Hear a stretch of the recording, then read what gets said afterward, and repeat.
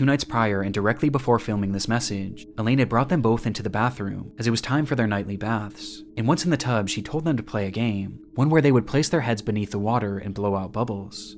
When they did this, Elaine held their heads down.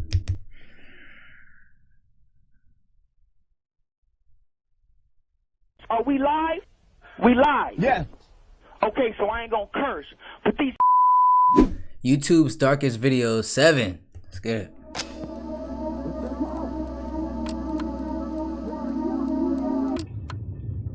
It's December 4th, I couldn't even 2003. read that shit, bro. I'm scared. I don't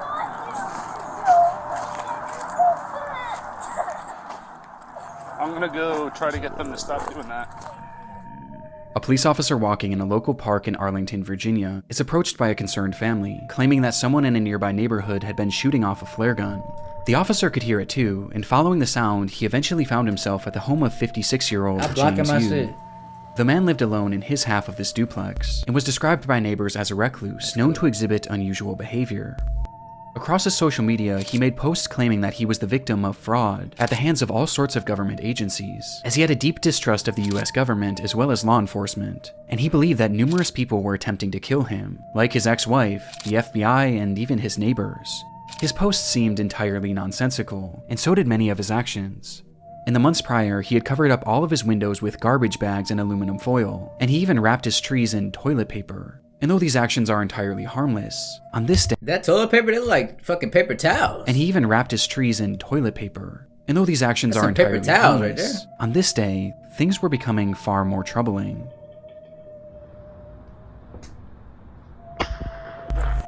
When police arrived at his home, Yu would be seen firing his flare gun out of his window and into the air, over and over again, and despite repeated attempts to get him to stop, Arlington County Police! Stop shooting the flares! Mr. Yu! he didn't let up, shooting 41 flares in the span of just 25 minutes. And he Wait, did so it this is YouTube's darkest videos, not the YouTubers like doing this shit. all with no explanation. In fact, he didn't even say a single word. Understandably, police were eager to get Yu out of his home for questioning, as at this point it wasn't obvious whether or not he was a threat. And so for hours and hours they called out to him, first asking and then demanding that he exit his home. James, Around Christmas time? Arlington Police, come to the front door with your hands up. Do it now. We have your building surrounded. But still, there was no response. Growing impatient and worried that Yu might be planning something, the police would eventually bring in a specialized vehicle to bust down the door and spray the inside of the home with gas, all in an attempt to draw Yu outside. James, stay away from your front door. Oh, damn, they about to bust the door Stay open. away from your front door, James. And in response, Yu began firing once again. Only this time, he wasn't using flares. Oh, shit.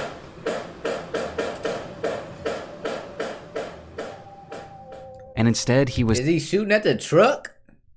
You're not about to, nothing's about to happen, bro. That's an armored truck. If you're just shooting at the truck, that's doing nothing. now yielding an actual gun. Thankfully, none of these shots connected, but with the situation becoming increasingly dangerous, the officers decided to fall back, as they carefully came up with a new plan for apprehending Yu. Though whatever they had been planning would never come to fruition.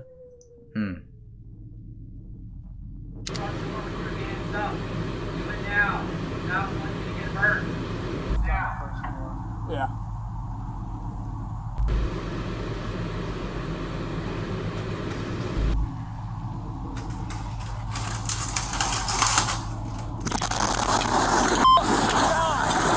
What was that?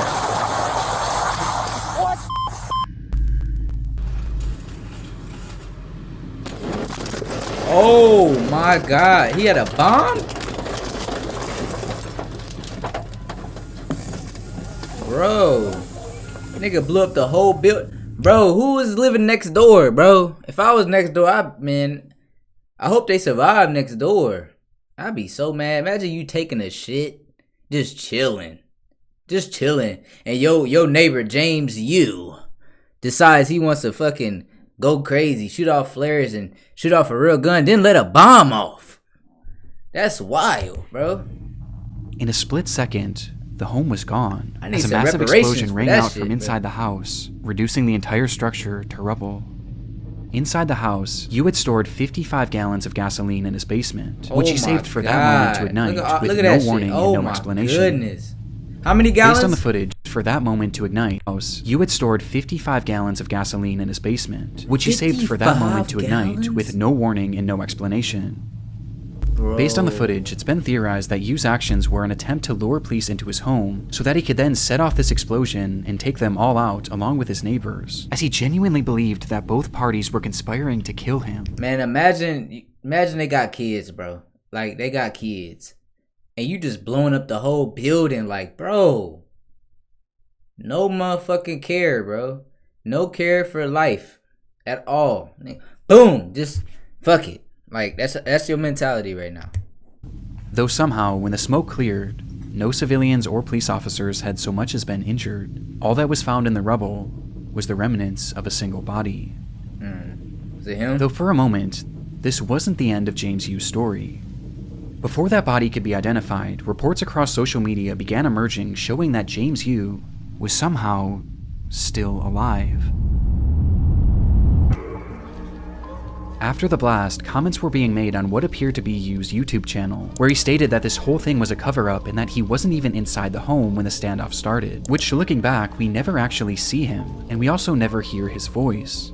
Numerous posts pointing out this development would go viral and cause mass confusion about the story, which was only heightened when it was revealed that the body inside that building was in fact James Yu. Though in the end, it wasn't really as mysterious as some originally thought. As it turns out, the posts showing these comments failed to realize that this wasn't actually Yu's account, and instead it had a completely different username, with the account likely having been created as nothing more than a hoax. To this day though, there are some that still believe that this was all some sort of massive cover-up, but in reality it just seems that this was the result of a man gripped by crippling paranoia and loneliness, with it all coming to a head in what has gone on to become one of YouTube's darkest videos.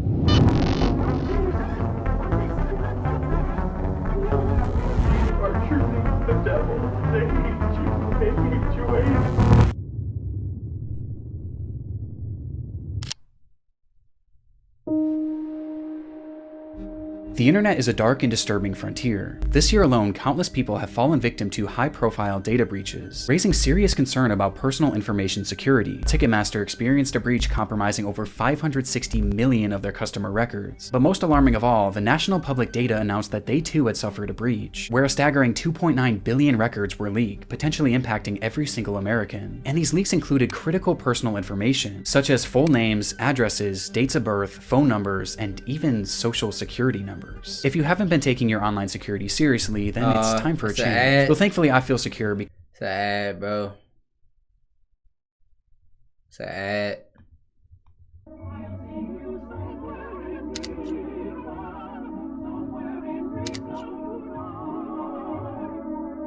there was really nothing else like it. This obscure 27,000 square foot structure allowed visitors to enter into what must have felt like another dimension. It was an exhibit called Dreamspace, and was the creation of British artist Maurice, a 74-year-old artistic visionary obsessed with the idea of creating large-scale surreal environments, and this was his magnum opus. The structure was inflatable, akin to a massive bounce house, and once inside, guests were confronted with a labyrinth of brightly colored walls and cells, twisting and turning into some sort of surreal maze that patrons were told to lose themselves in. This piece of art premiered back in 2004, and due to its inflatability, it was actually built to travel, making stops in major cities in the UK, before it was eventually set up at Riverside Park in Durham on the 22nd of June, 2006. The very next day, 68-year-old Elizabeth Collins would visit the area with her husband and her daughter, as well as her 14-year-old grandson. And spotting this unusual structure in the distance, Elizabeth's grandson insisted on checking it out, excitedly taking off his shoes and running inside. And while the rest of the group was more apprehensive about entering, Elizabeth eventually decided to accompany him, leaving her husband and daughter on the outside, though not before turning back to them and joking that she was going in to find peace and serenity. Outside, Elizabeth's husband and daughter sat at a nearby table and enjoyed a cup of tea whilst conversing about the events of the week, only for the man to turn his head and notice that Dreamspace was slightly moving, to which he excitedly said, "Oh, it's a ride, I wish I had gone on it." The daughter then turned her head to see the structure as it began to rise up off the ground, to which she chillingly responded, "It's not a ride."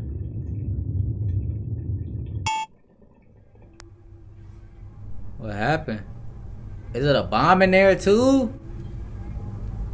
This shit started going up.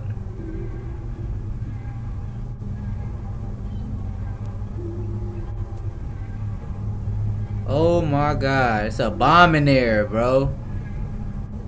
What the f...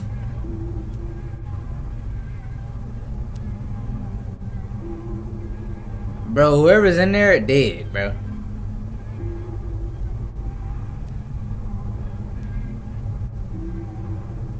Oh my gosh.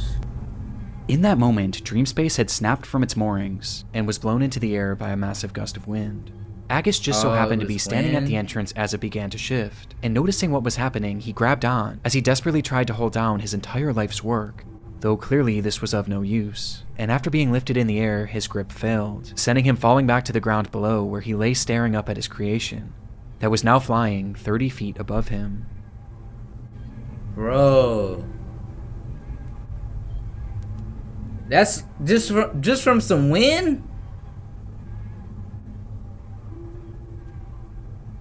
Wasn't even no tornado or nothing. Nigga, just regular wind. Inside, there were as many as 30 people who were now being thrashed around this giant inflatable structure in a scene that I truly can't even imagine. The claustrophobia of it, the dizzying colors, the screams. It's genuinely one of the most horrific scenarios I've ever heard. The inflatable structure was airborne for well over a minute, folding into itself before finally crashing back down into a parking lot, leaving behind what was described by witnesses as a field of bodies. Worst of all, the majority of those in attendance were families with small children, with one 7-year-old girl recounting her experience, saying, "It was very scary and people were screaming. I saw a lady clinging on and then falling out, and then she was lying on her back with people around her. I think she died." This lady was most likely 68-year-old Elizabeth Collings, who had been ejected from the structure when it was in the air, with her injuries being catastrophic and unsurvivable. Of all the others now sprawled throughout this field of grass, most were left injured but thankfully not in serious condition, though this wasn't the case for 38-year-old Claire Vermege, who had been inside during the accident with her 2 children, and despite her kids surviving, she was sadly not so lucky, with Claire and Elizabeth being the sole fatalities of the incident. Damn, bro. The video is terrifying, and though it's easy to say that this could have been so much worse, considering how many people were in Dreamspace at the time, the consequences were still catastrophic, as it devastated 2 families, and likely left many others at the scene traumatized for life, especially the young children. But how could this have happened? Well, that day was particularly warm, which likely caused the air inside the structure to expand, causing a hot air balloon-like effect, which was then exacerbated by sudden strong gusts of wind, which eventually caused the structure to go airborne, as in the end, it just wasn't properly secured for the conditions. Soon after the incident, Maurice Agus was arrested for manslaughter, though he would ultimately only end up paying a small fine, as he vowed to never create a large work again. Just a few years later, in 2009, Maurice Agus would pass away, with his legacy forever being defined by this devastating footage.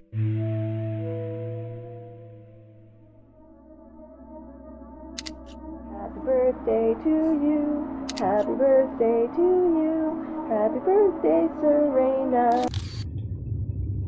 On October 2nd, 2006, police entered the home of 31-year-old Elaine Campion, where inside they found the woman speaking incoherently. Next to her was a VHS camera, depicting a series of disturbing events that had transpired within the home over the previous months and days, with the footage eventually finding its way onto YouTube. Hi, Serena. It's August 8th, 2006. Happy birthday to you, happy birthday to you. The tape starts with Elaine pointing her new camera at her daughter Serena. It was her 3rd birthday, and to celebrate, Elaine had left a brand new bike in the living room. What is it? It's a bike. Days later, the footage continues, showing Serena once again as Elaine asks, How does Mama love you? This much. Oh, I love you more than that. How much does Mama love you? Elaine then shows her other daughter Sophia, who was just a baby, before turning the camera on herself and showing the kids how the device worked. Hi! See how the camcorder works? Look. Yeah, it's a virus. Look. Hi! Is that Mommy? Hi!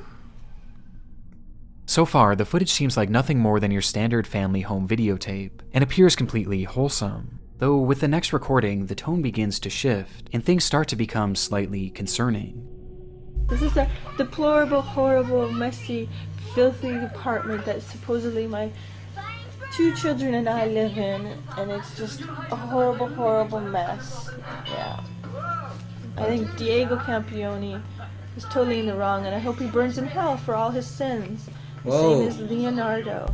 As Elaine shows the camera her home, she begins joking about how they are living in deplorable conditions, before randomly calling out 2 men who she says she hopes burn in hell, all while her children are in the same room. She starts to grow more and more agitated. All I wanted to do was take care of my 2 little girls and live happily ever after the 3 years of physical, emotional, and mental abuse that I endured tremendously by Leonardo Campioni, and in the past year from they ain't saying Anna Leonardo and Diego DiCaprio. Campioni, the mental and emotional abuse. Outright saying that she was abused by a man named Leonard Campioni, who happened to be her ex-husband and the father of these children. And she goes on from there, with each moment clearly making the kids more and more anxious. And I want justice to my family for what they have all done to us. I cried out for help. They should have charged him for the assaults he did to me. Eventually causing Elaine to snap out of it and stop the camera. And my poor 3-year-old, I did everything to protect. And what are you saying, Sophia? What do you want? The video then skips forward once more, with this footage being taken just days before the police were called, showing Serena coloring on the floor as Elaine asks, Who loves ya? Mom. Who loves you the most? That much? Oh, I think I love you more than that. The scene that unfolds next was recorded on that very same night, just hours later.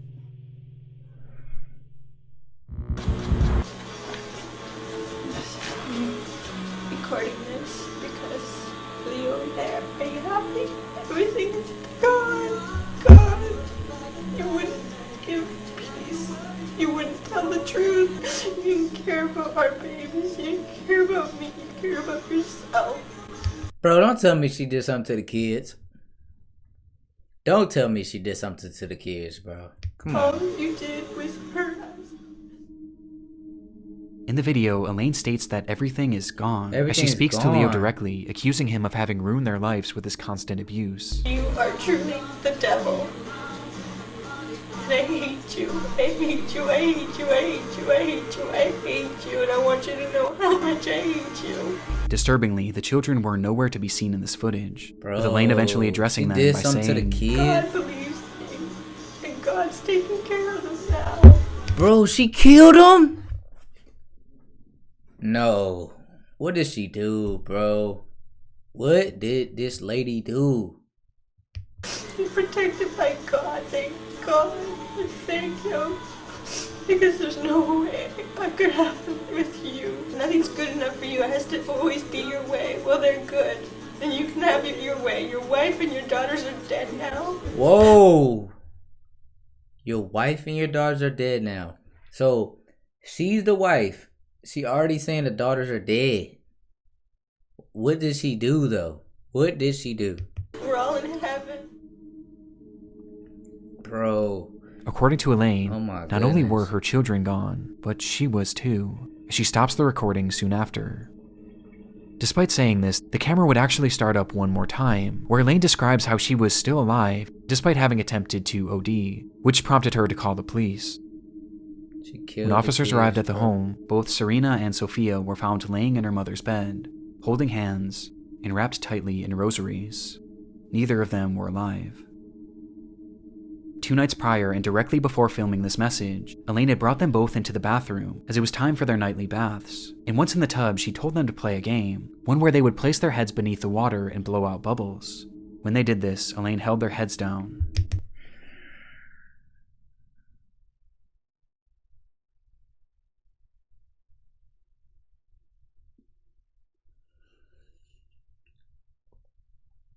Bro, she drowned the kids. Come on, man. She drowned them 2 innocent little girls, bro. Talking about play a game. Yeah, I say this all the time, bro. Everybody don't need to be parents, bro. They don't.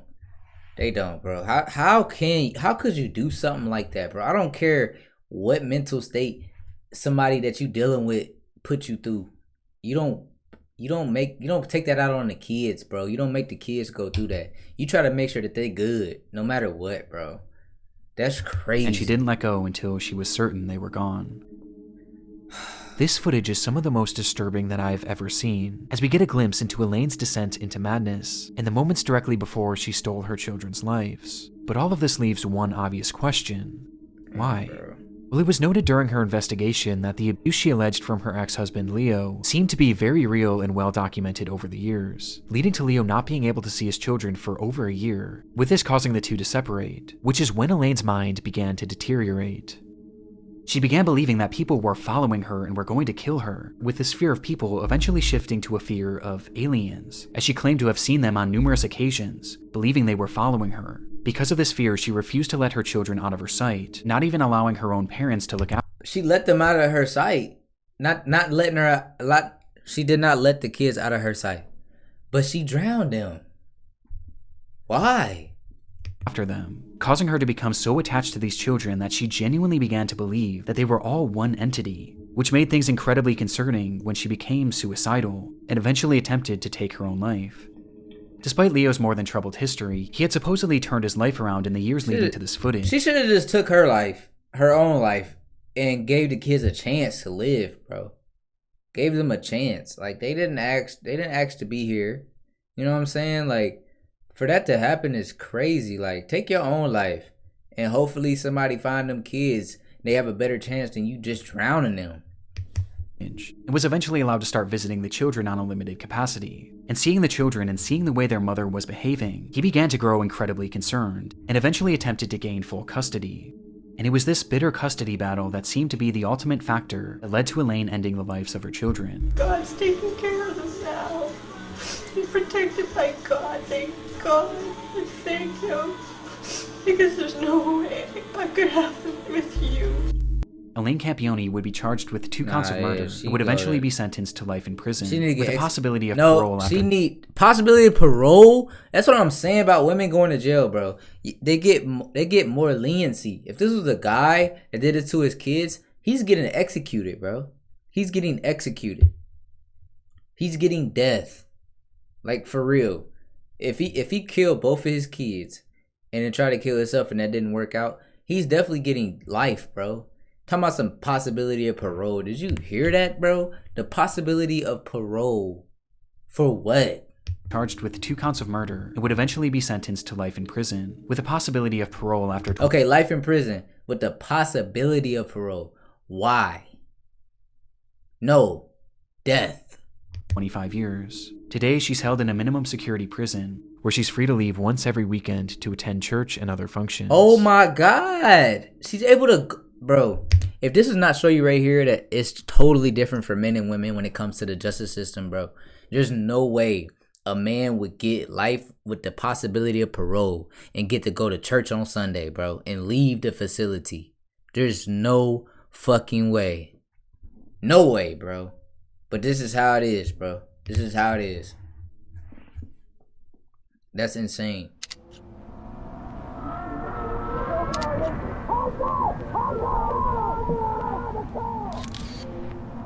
On April 18th, 2010, a 39-year-old man named Gavin Collins was released from the HMP Ranby prison in the UK. His freedom would last less than 24 hours, as the very next day he suffered a severe mental breakdown, the result of which was captured partially across several video recordings that later appeared on YouTube. This is the story of his rampage. It began at approximately 9 a.m. in the city of Nottinghamshire when Gavin left his home. As he walked down the sidewalk, those in the area reported him acting strangely, muttering to himself that he was Jesus and that he was invincible. Without warning, he then turned his attention to a random home, which he forcefully entered, stole a man's car keys, and took his vehicle, taking off with no apparent destination. Inside the car, the owner just so happened to have 2 cameras, one being a standard dash cam and the other facing inside the vehicle, giving us a look at Gavin and his apparent mental state. It's me. Jesus Christ! I'll show you how good a eyesight I've got. Hey, don't eat this. Come on, let's go, bro. So, get rid of all the crap hairs. Let's go. Let's go. Just at a glance, it's obvious that Gavin is completely unhinged. For some reason, he was utterly filled with rage, ripping off the rearview mirror and yelling obscenities and incomprehensible threats at no one in particular. Must just got some bad news. Reached. I'm Jesus. I'm descendant of God. And you lock me up. Watch this. You. And most concerning of all is the speed in which he's traveling, as he starts driving faster and faster, swerving in and out of cars as he passes through busy residential areas, as he reaches speeds that have been estimated to be anywhere from 85 miles an hour to well over 120. Watch this now. I'm getting stronger and stronger by the second. Woo-hoo! But somehow, despite countless close calls, every time he avoids collision. At least for the time being.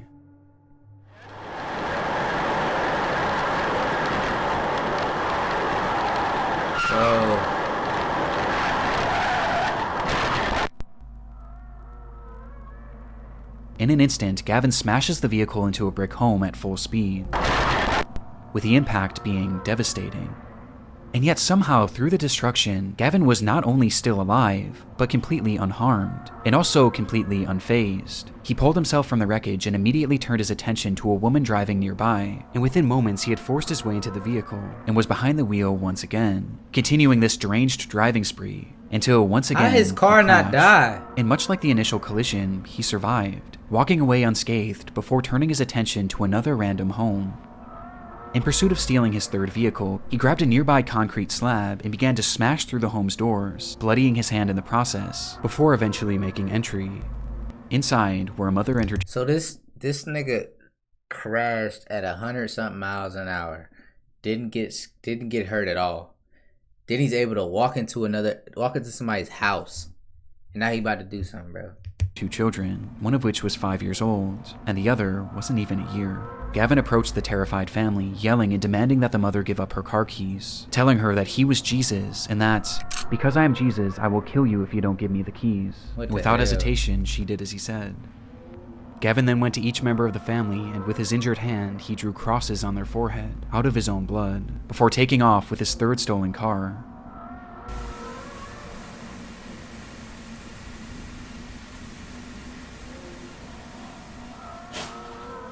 Once again, Gavin was driving manically, though this time he was even more reckless, crashing into a brick wall and then a cop car, before setting his sights on a pedestrian.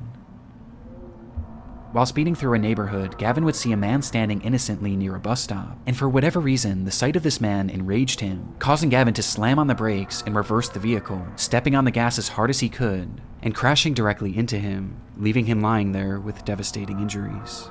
He didn't Gavin die? quickly exited the vehicle and found the man lying motionless on the ground, prompting him to shout, "I've killed him. I've killed the devil." Minutes later, Gavin would crash yet another car into yet another home, though this time the police weren't far behind.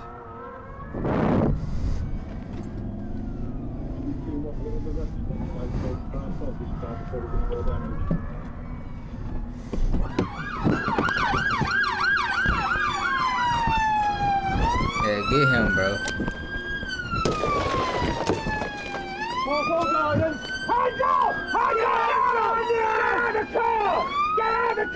This way. I'll get him out. I'll get him out. Oh no! Do not move! Do not move! Get him out! Finally bringing his disturbed driving spree to an end. Hey, I ain't gonna say, like, I think this is it, but like, bro, nah. The woman drowning the kids should have been the last one. That was crazy. The man that Gavin had struck was 87-year-old Terry Radford, a retired teacher whose injuries were catastrophic, with the man passing away soon after. According to his family, Terry was an incredible grandfather, father, and son. The footage is genuinely horrifying, but what's most shocking of all is the fact that any of this was even allowed to happen. As stated previously, this was Gavin's very first day out of prison, and based on the behavior he exhibited whilst in prison, he really should have never been released.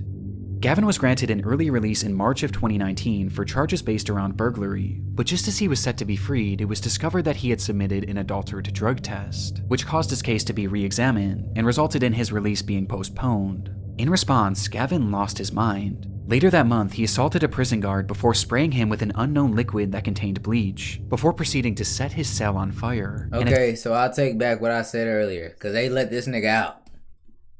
They let this nigga free. They said, go ahead and fly, nigga, fly. Attacking another officer with a piece of wood. Due to his actions, Gavin was placed into an isolated cell, where less than a week later he started yet another fire, and when an officer entered his cell to put it out, Gavin struck them in the head and pulled out a plastic knife, threatening to slash him, stating that it would be a thrill to kill him. Gavin's stay in prison clearly hadn't rehabilitated him. In fact, it seemed to have made him more violent than ever before, and more mentally disturbed. Though shockingly, despite all of these additional crimes, Colin's release would go on to be approved less than 2 weeks later, with Gavin being set free on April 18th. And within just 24 hours, Terry Radford would be brutally killed. Gavin was sentenced to 21 years in prison, and during his trial it was revealed that no drugs were found in his system, and instead this all seemed to be the result of some sort of psychotic episode that just so happened to be captured on camera in one of YouTube's darkest videos. Oh shit, I didn't mean to do that. Alright, man. That's a video. Another reaction. That was W video, man. Listen. Nah, that one with the lady, the mom, nah, bro. That should have been the last one, though. But the fact they let that last nigga off, they let him get out of prison, approved him, man, that's some crazy shit right there. That's some crazy shit. But I'll catch y'all next time, man, for sure. My nigga.